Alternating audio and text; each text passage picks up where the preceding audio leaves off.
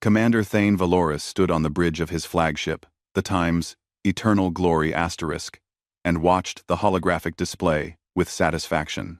200 warships of the Valorian Empire's Third Fleet surrounded him in perfect formation.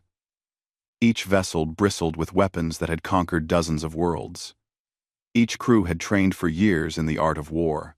Together, they were unstoppable. "Commander, the deadline expires in 1 hour," his tactical officer reported. "The Antares colonies have not responded to our ultimatum." Thane nodded slowly. He expected nothing less. The Antares coalition was a group of peaceful farming worlds, with no military worth mentioning. They grew food, raised families, and believed foolishly that being harmless would protect them. They were wrong. "Prepare the bombardment sequence," Thane ordered. "Target their capital cities first. We'll give them one final chance to surrender before we begin." Across the Antares system, millions of colonists watched their skies with fear. They had sent desperate messages to every government in the galaxy, begging for help. The responses had been sympathetic, but useless. No one wanted to fight the Valorian Empire. The Empire's military was too strong, too vast, too ruthless. On the Galactic Council Station, thousands of light-years away, Ambassador Park Min-jun from Earth sat quietly in the observer's gallery. The council chamber was filled with representatives from dozens of species, all debating the Antares situation with great passion and zero action. "We must condemn this aggression," declared Ambassador Trevik of the Osnaran Republic, his scales shimmering with agitation. "Condemn?" replied High Senator Melora of the Zentari Dominion. "The Empire ignores our condemnations. They have ignored 23 formal protests in the last decade alone. Words mean nothing to them." "Then what do you suggest?" Trevik demanded. "Should we send our fleets? Start a war that could consume half the galaxy?" The chamber fell silent. Everyone knew the answer. The Empire was too powerful. Fighting them meant losing, and losing meant destruction. Ambassador Park raised his hand slowly. The gesture was so calm, so unhurried, that it took a moment for others to notice. When the council chair recognized him, Park stood with quiet dignity. "Earth has heard the Antares colony's request for assistance," he said in a steady voice. "We are considering our options." Several ambassadors actually laughed. One of them, a tall insectoid creature from the Carillion hive, clicked his mandibles in amusement. "Earth? With respect? Ambassador Park, your species has 3 patrol ships. Old ones. What exactly can you do against the Empire's Third Fleet?" 9. Park smiled slightly. "We will see. Thank you for your time." He left the chamber without another word, leaving confused whispers behind him. Most dismissed his statement as meaningless posturing. Earth was irrelevant. A minor species that had avoided galactic politics for 50 years. Their technology was generations behind the major powers. Their military was practically non-existent. The Empire's intelligence agreed. Commander Thane had personally reviewed the reports on Earth before this mission. The planet was peaceful, isolated, and weak. Their scientists were competent, but not exceptional. Their industries were modest. They posed no threat to anyone. 15 minutes to bombardment, the tactical officer announced. Thane walked to the forward viewport and gazed at the nearest Antares colony world. From orbit, it looked beautiful. Green continents, blue oceans, white clouds. In 15 minutes, those cities would be burning. Their government would surrender, and another world would join the Empire. It was all so predictable, so routine. On the colony world below, Kim Seo-jun held his daughter tight. He had moved his family to Antares 5 years ago, seeking a peaceful life away from the crowded inner systems. Now he watched the sky and prayed for a miracle that wouldn't come. "Daddy, are the bad ships going to hurt us?" his daughter asked. "I don't know, sweetheart," he whispered. "I don't know." 10 minutes to bombardment. The Empire's sensor operators monitored their screens with boredom. Nothing unusual, No incoming ships. No unexpected signals. The system was quiet, except for the desperate civilian broadcasts, still pleading for help. 5 minutes to bombardment. Thane returned to his command chair and prepared to give the order. He felt no pleasure in what was about to happen, but he felt no guilt either. This was the Empire's way. The strong ruled, and the weak submitted or suffered. It had always been thus. "Commander!" The sensor operator's voice suddenly cracked with alarm. "Spatial distortion detected at grid 77 Alpha. Massive energy signature." Thane's eyes snapped to the holographic display. At the edge of the system, space itself seemed to be twisting. The distortion grew larger, more intense, creating sensor readings that made no sense. "What is that?" Thane demanded. "Unknown, sir. The energy output it's off the scale. Something's coming through." Every bridge crew member on every ship in the Third Fleet watched their screens as the impossible happened. The spatial distortion ripped open like a wound in reality, and through it came a ship. No, not just a ship. A Titan. 5 kilometers long, the vessel emerged from faster-than-light travel with impossible grace. Its hull was a dark metallic gray that seemed to absorb light rather than reflect it. Thousands of weapon ports lined its surface. Massive hangar bays gaped open along its flanks. Energy fields shimmered around it, creating rainbow patterns in the vacuum of space. The Empire's sensors struggled to analyze it. The ship's power output exceeded anything in their database. Its shield strength was beyond measurement. Its design incorporated technologies that shouldn't exist. "Sir, we're receiving a transmission," the communications officer said, his voice shaking slightly. "Put it through," Thane ordered. A woman's face appeared on the main screen. She looked human, with sharp features and dark eyes that held no fear. She wore a uniform that Thane didn't recognize, with rank insignia that meant nothing to him. "This is Captain Lee G. Hay of the Earth Carrier Ship Times. Indomitable Asterisk," she said calmly. "Stand down and withdraw from Antares space. This is your only warning." For a long moment, Thane simply stared. Then, despite himself, he laughed. One ship. One human ship against his entire fleet. The audacity was almost admirable. "I am Commander Thane Valoris of the Valorian Empire," he replied. "You are interfering with Imperial operations. Withdraw immediately, or you will be destroyed." Captain Lee's expression didn't change. "Commander, you have one chance to avoid what happens next. Take it." Thane cut the transmission and turned to his weapons officer. 3 cruisers forward. Test their defenses. Show these humans what happens to fools who challenge the Empire." The weapons officer hesitated. "Sir, the sensor readings from that ship are meaningless," Thane interrupted. "Execute my orders." 3 heavy cruisers broke formation and advanced toward the Times. Indomitable Asterisk. Each cruiser carried enough firepower to level a city. Together, they had destroyed enemy fleets before. The massive human ship didn't move. It simply waited. Thane smiled coldly. Fire when in range. On Antares below, Kim Seo-jun saw a new star appear in the sky. He didn't know what it meant, but for the first time that day, he felt something like hope. Captain Lee Ji-hae watched the 3 Valorian cruisers approach on her tactical display. She had hoped it wouldn't come to this. Earth had built the Times, indomitable Times, as a deterrent, a ship so powerful that simply revealing it would prevent wars rather than start them. But the Empire was too arrogant to back down without a demonstration. "Cruisers entering weapons range in 30 seconds, reported Lieutenant Choi Min-seo from the tactical station. "They're charging main batteries. Defensive posture only," Lee ordered. "Let them fire first. I want the whole galaxy to see who the aggressor is." "All recording systems active," confirmed the communications officer. "We're broadcasting on all frequencies. Everyone will see this."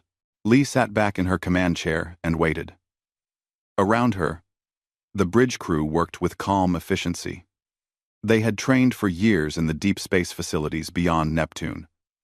Running simulation after simulation, they were ready. The three Valorian cruisers opened fire simultaneously.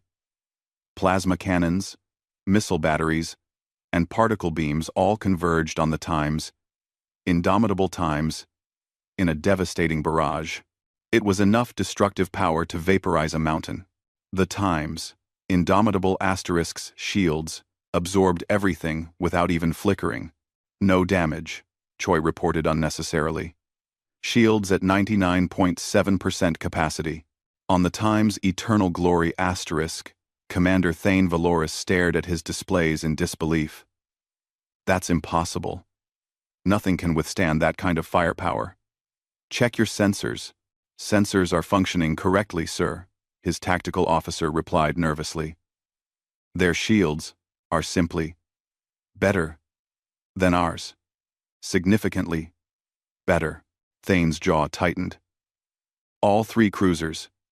Continuous fire. Overwhelmed their defenses. The cruisers poured everything they had into the Times' indomitable asterisk. The space between the ships lit up with weapon discharges. Energy readings spiked off the charts. Any normal vessel would have been destroyed in seconds. The Times, indomitable Times, just sat there, absorbing it all like a stone in a river. Captain? Choi asked quietly. Lee nodded once. Respond. Disable only. Minimum force necessary. What happened next would be analyzed by military academies across the galaxy for generations. The Times, indomitable Times, moved. Despite its enormous size, the Supercarrier accelerated like a fighter craft. It was there. Then it was here. Then it was there again. Moving with impossible speed and precision. The Valorian cruisers tried to track it, but their targeting systems couldn't keep up. Then the Times' indomitable asterisks, weapons fired. Not the massive main batteries, just the point defense systems. Needle-thin beams of coherent energy lanced out with surgical precision. Each beam hit exactly one target, the engine cores of the three cruisers. In less than 3 seconds, all three Valorian cruisers went dark. Their engines failed. Their power systems shut down.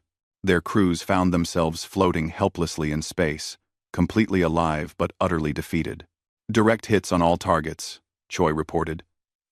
Their engines are destroyed, but life support and emergency systems are intact. No casualties detected. Commander Thane couldn't believe what he was seeing. 3 of his best ships, disabled in seconds, not destroyed. Asterisk, disabled. Asterisk. The precision required for that was beyond anything he'd thought possible. Sir, recommend we withdraw, his tactical officer said urgently. If one ship can do that, silence. Thane roared. He was not going to retreat. He could not retreat. The Empire did not lose to inferior species, and humans were definitely inferior. This had to be a trick. Some kind of deception. All ships, attack formation Beta 7. We'll surround them and concentrate fire. 200 ships against 1. The numbers favor us. But even as he gave the order, Thane felt doubt creeping in. That ship had moved in ways that violated known physics. Its weapons had shown pinpoint accuracy at extreme range. Its shields had made a mockery of the Empire's best weapons. What had Earth built? The Times' indomitable asterisk sensors detected the fleet-wide repositioning immediately. Lee studied the tactical display and sighed. They're not backing down. Lee steadied. Your orders, Captain? Her first officer asked. Lee had spent 3 years in command of the Times' indomitable asterisk. She had been chosen not just for her tactical brilliance, but for her judgment. Earth's leaders had been clear. This ship represented humanity's future. How it was used in its first engagement would define Earth's relationship with the galaxy for decades to come. Launch fighters, she ordered. Show them what coordinated warfare actually looks like. The Times' indomitable asterisk's hangar bays opened. From the darkness within, hundreds of small craft emerged. They were sleek, fast, and controlled by AI systems that could react in microseconds. But they weren't autonomous. Each fighter was partnered with a human pilot, combining machine precision with human intuition. The Valorian fleet had never seen anything like it. The fighters moved as one organism, weaving through space in patterns that seemed choreographed. They weren't just dodging. They were predicting where the Empire's weapons would fire and simply not being there when the shots arrived. Quantum-linked targeting, breathed the Times' Eternal Glory asterisk, sensor operator. They're sharing tactical data in real time across the entire fighter wing. That's not supposed to be possible. Thane watched his fleet try to engage the fighters. The Empire's point defense systems couldn't track targets moving with such coordination. Missiles that should have hit curved away as if repelled by invisible hands. Then, the fighters began their attack runs. They streaked past Valorian ships, releasing small drones that attached to hulls like metallic insects. Within seconds, those drones had disabled weapons systems, shield generators, and communications arrays. Ship after ship found itself crippled without a single casualty. All ships, Titan formation, Thane ordered desperately. Overlap shields. Concentrate defensive fire. The Times. Indomitable Times responded by demonstrating another technological advantage. Space around several Valorian ships seemed to shimmer and twist. Suddenly, those ships found their missiles curving away from their targets, spiraling off into empty space. Gravity manipulation, someone whispered on the Times' Eternal Glory asterisk's bridge. They're bending space itself. Lee watched the battle unfold with mixed feelings. She was proud of her crew, proud of what Earth had accomplished, but she also knew that every disabled ship represented hundreds of lives, disrupted, careers ended, families worried. The Empire's crews were just following orders, doing what they'd been trained to do. Tactical, status report, she requested. 137 enemy vessels disabled, Choi reported. 63 remaining active. Enemy casualties remain minimal. We've successfully avoided hitting any life support systems. Choi. Commander Thane sat frozen in his command chair. In less than 8 minutes, 2/3 of his fleet had been neutralized. Not destroyed. If the humans had wanted them dead, they'd all be debris by now. Instead, they were just helpless. It was worse than destruction. It was humiliation. His communications officer spoke softly. Sir, Captain Lee is hailing us again. Thane wanted to refuse. He wanted to keep fighting. But he was also a realist. His fleet was beaten. Continuing would just mean more disabled ships and wounded pride. Put her through, he said quietly. Captain Lee's face appeared on screen again. She didn't look triumphant. She looked tired. Commander Valoris, this demonstration is concluded, she said. Your remaining ships are outmatched. Your disabled vessels are unharmed. Your crews are safe. I'm asking you one final time. Withdraw from Antares space. Why? Thane asked, genuinely confused. Why not just destroy us? You clearly have the capability. Lee met his eyes through the screen. Because we're not the Empire, Commander. We don't believe might makes right. We believe might creates responsibility. You came here to hurt innocent people. We came here to stop you. The fight is over. Your choice now is whether you leave with dignity or we disable the rest of your fleet. Thane looked around his bridge. His crew stared at him, waiting. 200 ships. The pride of the Empire. Beaten by one human vessel in 8 minutes. The galaxy would never forget this day. Stand down, he ordered finally. On Antares below, Kim Seo-jun watched the sky and saw the Empire's ships beginning to move away. His daughter tugged his sleeve. Daddy, are we safe now? He picked her up and held her close, tears streaming down his face. Yes, sweetheart. We're safe. Someone helped us. The news spread across the galaxy faster than light itself. Within hours, every government, every military command, every news network had the footage. The Battle of Antares, as it was already being called, played on a billion screens. One ship, 8 minutes. 200 Valorian warships disabled with minimal casualties. In the Galactic Council chambers, the emergency session had been going for 3 hours. Ambassadors shouted over each other, demanding answers, making accusations, proposing wild theories. Only Ambassador Park Min-jun sat quietly, saying nothing. "This is an act of war," declared the Zentari High Senator. "Earth has revealed a military capability that threatens the entire galactic balance of power." "They saved innocent lives," countered Ambassador Trevik. "Or have you forgotten that the Empire was about to commit genocide?" "That's not the point." Another voice joined the chaos. "The point is, they've been lying to us for 50 years. What else are they hiding?" Park finally stood. The room gradually fell silent as he walked to the speaking platform. He moved with the same unhurried calm he always showed, as if nothing unusual had happened. "Earth has not lied," he said simply. "We have remained silent. There is a difference." "You let us believe you were weak," someone shouted. "We never claimed to be weak," Park replied. "You assumed we were weak because we chose peace. We chose to build rather than conquer. We chose to watch and learn rather than fight and dominate. These were conscious choices, not signs of weakness." "How many ships like the Times Indomitable Times does Earth have?" demanded the Zentari senator. Park smiled slightly. "That is a very good question. I think Earth will answer it when we feel the time is right." The room erupted in protests, but Park simply returned to his seat. Across the galaxy, military intelligence agencies worked frantically to reassess everything they knew about Earth. Analysts pulled 50 years of data, looking for clues they had missed. What they found astonished them. Earth had been almost invisible on the galactic stage. They traded minimally. They attended diplomatic functions but never voted on important issues. They built a few standard patrol ships, but nothing impressive. They seemed content to be ignored. But now, looking closer, patterns emerged. Earth had quietly purchased massive amounts of rare minerals through intermediaries.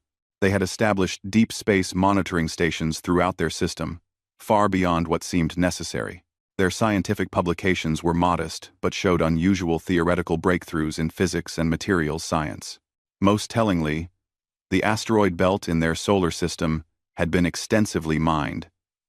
Millions of tons of resources had been extracted and gone somewhere.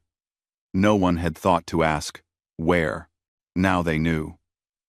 The resources had gone into building the Times, Indomitable Times, and possibly more ships like it, in secret construction facilities hidden in the outer solar system, where no one bothered to look.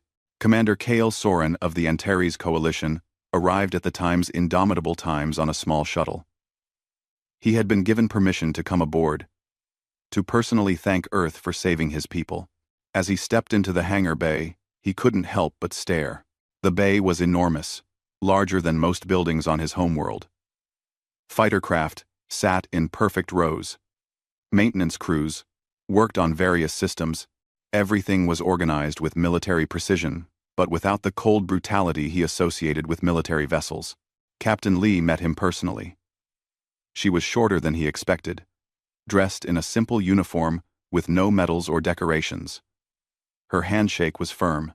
"Welcome aboard the Times Indomitable Asterisk, Commander Soren," she said.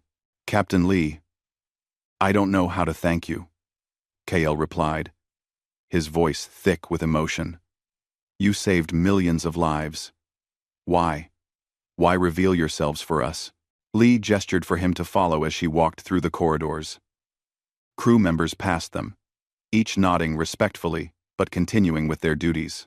50 years ago, Earth decided to prepare for this moment, Lee explained. "We looked at the galaxy and saw powerful species dominating weaker ones. We saw the Valorian Empire expanding through conquest. We saw the galactic community unable or unwilling to stop it. We asked ourselves, what will we do when innocent people need help and no one else will provide it? So you built this ship, Kale said, looking around at the advanced technology surrounding them. We built more than a ship, Lee corrected. We built a philosophy. Power without responsibility is tyranny. But responsibility without power is just good intentions. We decided to gain the power necessary to act on our principles.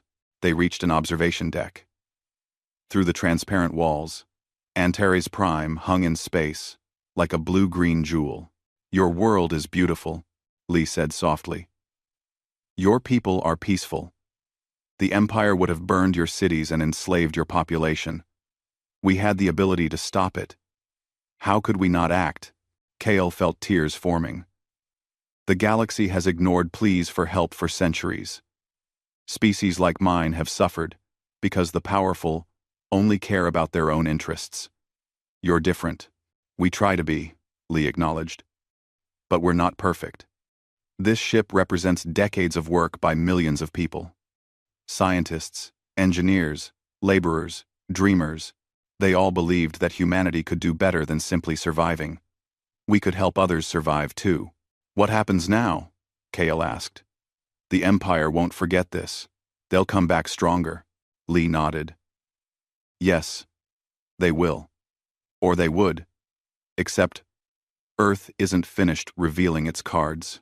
3 days after the Battle of Antares, Ambassador Park requested time to address the full Galactic Council. This time, every seat was filled. Representatives from species that rarely attended were present. Even the Valorian Empire sent observers, though they sat in stony silence. Park stood at the central podium. Alone. No advisors. No assistants. Just one human speaking to thousands of alien representatives. The Times. Indomitable Times is not alone, he began without preamble. Earth is currently completing 3 additional supercarriers of similar capability. They will be operational within 6 months. The chamber exploded with noise. 4 ships like that? 4 vessels that could each defeat an entire fleet? Park waited for silence before continuing. But Earth does not seek to become the galaxy's new dominant power. We have no interest in conquest. We have no desire to rule others. What we want is simple. Balance. What kind of balance? Asked the Zentari High Senator. The kind where aggression becomes pointless, Park replied. Where the strong protect the weak instead of exploiting them. Where disputes are settled through negotiation because military force is no longer an automatic path to victory. You want to be the galaxy's police force, someone accused. No, Park said firmly. We want to make police forces unnecessary. Earth proposes a mutual defense coalition. Any member species under attack receives assistance from the coalition fleet. Any member species committing aggression faces the coalition's response. We share technology selectively, ensuring no single power dominates, including Earth. Why should we trust you? Demanded a representative from the Corvan sovereignty. Park smiled. Because we had the power to demand your trust. But instead, we're asking for it. The Times, Indomitable Times, could have destroyed the Empire's 3rd fleet. We disabled it instead. With only 47 casualties. We demonstrated power and restraint simultaneously. That is who Earth is. In 18BT, the debate raged for hours, but the momentum was clear. Smaller species saw protection. Larger species saw a way to avoid catastrophic wars. Even some imperial representatives, speaking unofficially, admitted that perhaps a new approach was needed. On the Times' Indomitable Asterisk, Captain Lee received a private communication that surprised her. Empress Valoria herself wanted to speak. Just the 2 of them. No observers. When the Empress's face appeared on Lee's screen, she expected anger. Instead, she saw calculation. Captain Lee? You have made quite an impression, Valoria said. Your Majesty, Lee replied carefully. My commanders tell me you could have destroyed our fleet. Why didn't you? Because we're not trying to create enemies. Li answered honestly. We're trying to create a future where strength serves justice, rather than ambition. Valoria studied her for a long moment. A pretty sentiment. But power corrupts, Captain. Your Earth will learn this eventually. Perhaps, Li acknowledged. But we'll try very hard not to. And we'll accept accountability if we fail. That's more than the Empire offers. The Empress almost smiled. You know, I think I believe you. That doesn't mean the Empire will join your coalition, but it does mean we'll reconsider our approach. You've shown us that our way isn't the only way. That's uncomfortable, but perhaps necessary. The communication ended. Li sat back and looked out at the stars. The galaxy was changing, and Earth had changed it. Commander Thane Valoris stood before the Imperial War Council and felt their cold judgment like a physical weight. The council chamber on the Empire's capital world was designed to intimidate, with tall pillars and harsh lighting that cast accusatory shadows. You lost 200 ships to one enemy vessel, Supreme Marshal Karn stated flatly. Explain. The Earth vessel possessed technology far beyond our projections, Thane replied, keeping his voice steady despite the humiliation. Their shields, weapons, and propulsion systems appear to be generations ahead of our own. I made the tactical decision that further combat would only result in the complete destruction of the Third Fleet. So you surrendered, another council member said with disgust. I preserved Imperial lives and assets. Thane corrected. The humans could have killed everyone. They chose not to. That choice tells us something important about them. It tells us they're weak, snarled Marshal Karn. Mercy is weakness. With respect, Marshal, I disagree. Thane said carefully. They demonstrated the ability to destroy us completely. They chose precision instead. That's not weakness. That's confidence. They're so far above us technologically that they can afford to be merciful. The council chamber fell silent. It was a truth no one wanted to acknowledge. Empress Valoria entered through a side door, and everyone immediately bowed. She was younger than Thane had expected, but her eyes held the hardness of someone who had clawed her way to power. Rise, she commanded. Commander Valoris, I've reviewed the battle recordings. Your assessment is correct. We are outmatched. Your Majesty, surely we can develop countermeasures, Marshal Karn protested. In how much time? Valoria asked coldly. The humans spent 50 years developing this technology in secret. Do we have 50 years? No. Earth announced 3 more supercarriers under construction. In 6 months, they'll have 4 ships that can each defeat any fleet we send. Then what do you propose? Someone asked. Valoria looked around the council. We adapt. The old ways of conquest through superior force are over. Earth has seen to that. We must find new ways to maintain imperial strength. You would have us submit to these humans? Marshal Karn was outraged. I would have us survive, Valoria replied sharply, and perhaps learn. Commander Valoris, you're dismissed. The council will decide your fate later. Thane left the chamber knowing his career was likely over. But oddly, he didn't feel the anger he expected. He felt something closer to relief. The Empire's way had led to this moment. Perhaps it was time for a different path. Meanwhile, across the galaxy, intelligence agencies worked around the clock, trying to understand how Earth had achieved such technological superiority. The breakthrough came from an unexpected source. Dr. Yara Chen, a materials scientist working for the Osnaran Republic's research division, published a paper that shocked the scientific community. She had analyzed the energy signatures from the time's indomitable times and made a stunning discovery. They're using quantum-locked fusion cores, she explained in her presentation to the Republic's government. But not just for power generation. They've found a way to use quantum entanglement to create shield matrices that adjust in real time. It's brilliant. It should be impossible. But they've done it. End quote. Can we replicate this? The Republic's science minister asked. Given time and resources, possibly. Dr. Chen replied. But here's what's interesting. The theoretical foundations for this technology have been in galactic scientific literature for decades. Multiple species published papers on quantum entanglement applications. Earth simply took all those theories and made them work. They learned from all of us, someone realized. Exactly, Dr. Chen confirmed. While we were competing, they were studying. While we were fighting wars, they were solving equations. They built on everyone's knowledge and took it further than any single species could alone. This revelation spread through the scientific community like wildfire. Earth hadn't invented everything from scratch. They had been students of galactic science, taking the best ideas from dozens of species and combining them in innovative ways. It was humbling. And for some species, it was inspiring. On Earth, in the underground command center beneath Geneva, Fleet Admiral Park Hyun-woo met with his staff to discuss the galactic response to their revelation. 17 species have formally requested to join the Sentinel Initiative, his intelligence chief reported. Another 34 are considering it. The major powers are still hesitant, but the smaller species are flocking to us. Any hostile responses? Admiral Park asked. The Empire is in internal debate. Some factions want immediate retaliation. Others recognize that's suicidal. We're monitoring 3 other major powers that might see us as a threat, but so far, nothing concrete. What about the technology sharing proposal? Park asked his chief scientist, Dr. Sarah Kim.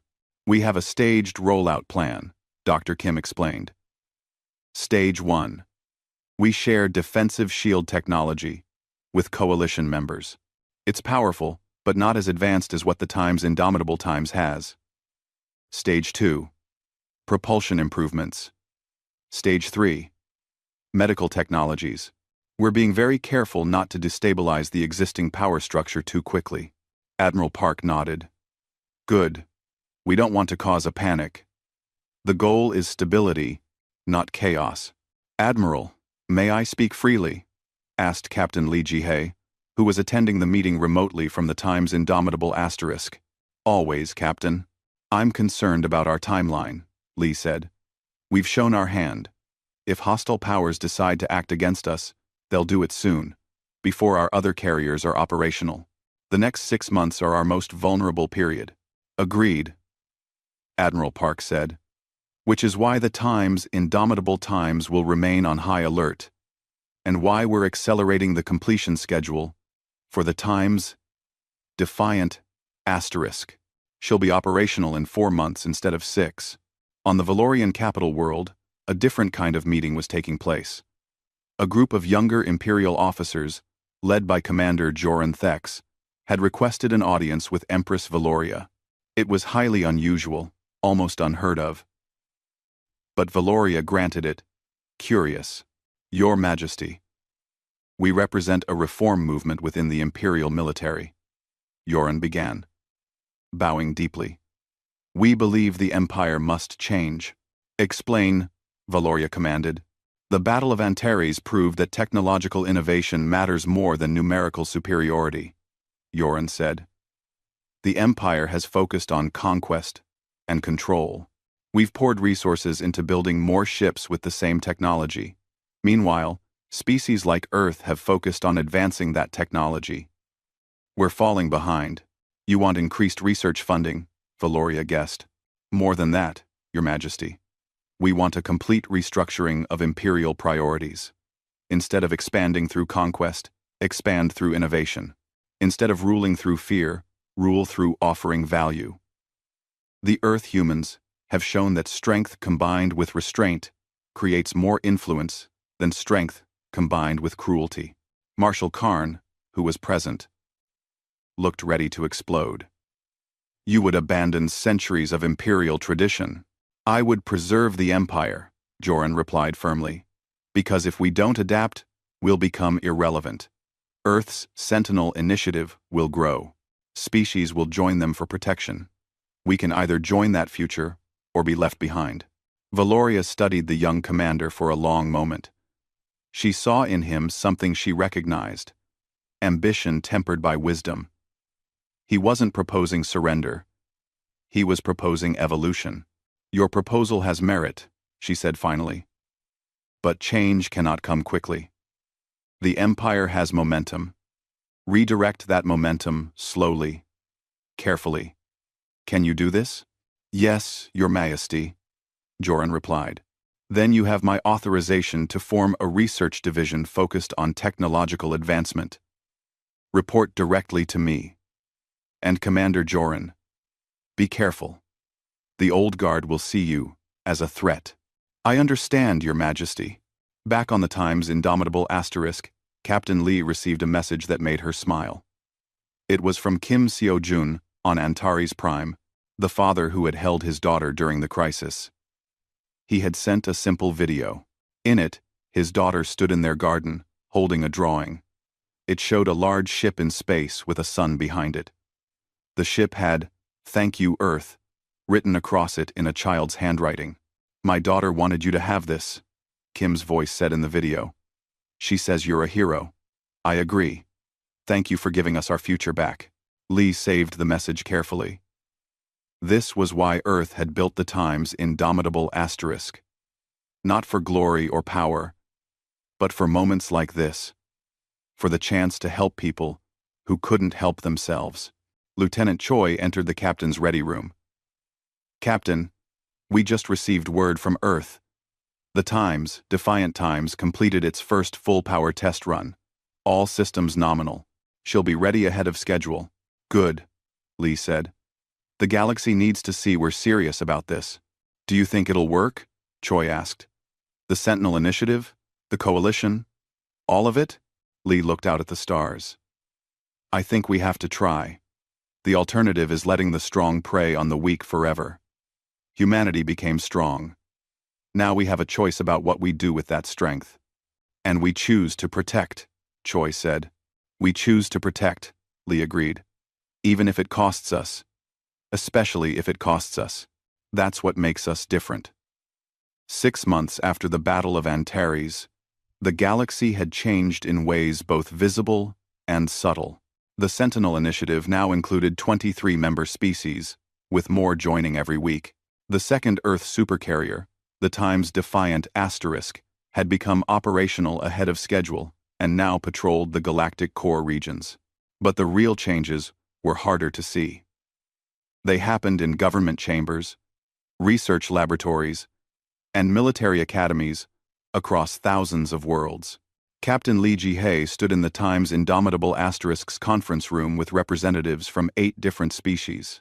They were planning joint training exercises, something that would have been unthinkable 6 months ago. The Osnaran fleet wants to integrate our shield technology with their existing ships, Commander Trevik explained, his scales now showing a healthy blue-green of contentment rather than stress. Dr. Chen believes she can create hybrid systems that work with our power cores. Earth approves, Lee replied. We'll assign technical advisors to assist. Remember, the goal is making everyone more capable, not creating dependence on human technology. A very different philosophy from the Empire, noted Ambassador Yaris of the Carolean Hive. They would have kept such technology to themselves. The Empire is learning too, Lee said diplomatically. Slowly, but learning. It was true. The Valorian Empire hadn't joined the Sentinel Initiative, but they hadn't opposed it either. Commander Joran Thex's reform movement had gained momentum, especially among younger officers who had seen the Battle of Antares footage. The Empire had redirected significant resources toward research and development rather than military expansion. It wasn't a transformation. Not yet. But it was progress. Admiral Park Hyun-woo addressed the United Earth Assembly from the Lunar Command Center. Representatives from every Earth nation attended, either in person or via hologram. Our third supercarrier, the Times Vigilant Asterisk, will be operational in 2 weeks, he reported. The fourth, the Times Guardian Asterisk, is 60% complete and on schedule for completion in 4 months. However, I want to discuss what comes after. You want to build more carriers? Asked the North American delegate. No. Admiral Park replied, surprising everyone. I want to build something different. The carriers proved our capability. Now we need to prove our intentions. I propose redirecting resources to building hospital ships, colony support vessels, deep space research platforms, and emergency response ships. Vessels that help, rather than fight. That's a significant shift, the European delegate noted. It's the right shift, Admiral Park argued. 4 supercarriers provide sufficient deterrent. More would make us look like conquerors, rather than protectors. The galaxy needs to see us building the infrastructure of peace, not just weapons of war. After brief discussion, the proposal passed overwhelmingly. Earth would build for cooperation, not conflict. On the Valorian capital world, Empress Valoria reviewed reports in her private chambers. Commander Thane Valoris, who had been reassigned rather than punished, had submitted an analysis that troubled her. The humans are winning without fighting, Thane had written. Species join their coalition not because they fear Earth, but because they trust Earth. Trust is more powerful than fear because it's voluntary. The Empire ruled through fear for centuries. We controlled behavior, but never won hearts. Earth is winning hearts, and that will reshape the galaxy more than any weapon. Valoria set the report down and looked at her reflection in the polished obsidian wall. She had become Empress by being ruthless, by understanding power in its rawest form. But Thane was right. A new kind of power was emerging, and the Empire wasn't prepared for it. She activated a secure communication line. Commander Joran, I'm approving your proposal for a cultural exchange program with neutral species. The Empire needs to learn how to be respected rather than just feared. On Earth, in a small laboratory beneath the Himalayas, Dr. Sarah Kim worked on something that would surprise most people. It wasn't a weapon or a shield. It was a medical scanner that could diagnose diseases across different alien physiologies. If we can make this work, she explained to her team, we can offer real humanitarian value to the galaxy. Earth has good medical technology. If we can adapt it to help other species, we become invaluable as partners. Her assistant, Dr. Yuki Tanaka, nodded enthusiastically. And it aligns with our overall strategy. We showed military strength at Antares. Now we show civilian strength everywhere else. Exactly. Dr. Kim agreed. Power opens doors, but compassion keeps them open. 3 months later, an incident tested the Sentinel Initiative's resolve. A rogue faction from the Corvan sovereignty attacked a mining colony on the border of neutral space. The colony belonged to a species that wasn't part of any major alliance. The distress call reached the Times, Indomitable Times first. Captain, the colony is under attack, Lieutenant Choi reported. 3 Corvan destroyers are bombarding the settlements. Estimated casualties already in the hundreds. Lee didn't hesitate. Plot intercept course. Maximum speed. Contact the Times. Defiant asterisk. Request backup. And open a channel to the Corvan ships. The Times. Indomitable Times arrived in the system within 20 minutes. An impossible feat for any other ship in the galaxy. The Corvan destroyers detected the massive signature and immediately ceased fire. Corvan vessels, this is Captain Lee of the Times, Indomitable asterisk, she broadcast. You will cease your attack immediately and withdraw. The Corvan commander's response was defiant. This doesn't concern Earth. We have a legitimate grievance with this colony. You're murdering civilians, Lee replied coldly. That concerns everyone. You have one chance to withdraw peacefully. 1 ship against 3, the Corvan commander laughed. We've studied your Battle of Antares. You defeated obsolete Valorian technology. Our ships are newer, better. Last warning, Lee said. The Corvan ships opened fire. Their weapons were indeed more advanced than the Valorian empires had been. They hit harder, moved faster, coordinated better. It didn't matter. The Times, Indomitable Times, had been continuously upgraded over the past months. Earth's engineers never stopped improving. The Corvan weapons splashed harmlessly against shields that had grown even stronger. The Times, Indomitable Asterisk's response was measured but definitive. Precision strikes disabled all 3 destroyers in under 2 minutes.